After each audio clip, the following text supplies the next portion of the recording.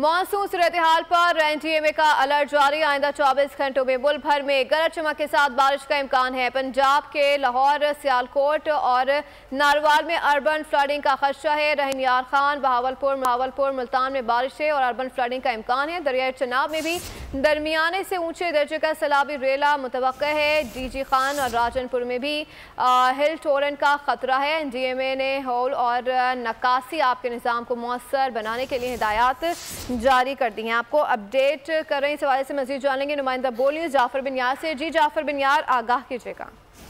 जी बिल्कुल, पंजाब के तमाम दरियाओं बराजिद में पानी का बहुत नॉर्मल सतह पर है। इस हवाले से पीडीएम की जानिब से कहा गया कि दरिया सिंध में निचले दर्जे की सैलाबी सूरत हाल है। इसके अलावा ये भी बताया गया कि डेरा गाजी खान, रो, कोबियो की सूरत हाल भी नॉर्मल है। दरिया चनाब और जेलम में पानी का बहुत नॉर्मल है। पीडीएम के मुताबिक दरिया चनाब में मुरालम के मुकाम पर पानी की आमद 60,000।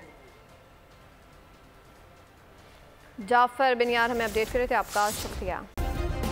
सब्सक्राइब करें और बेल दबाएं ताकि कोई खबर रह न जाए।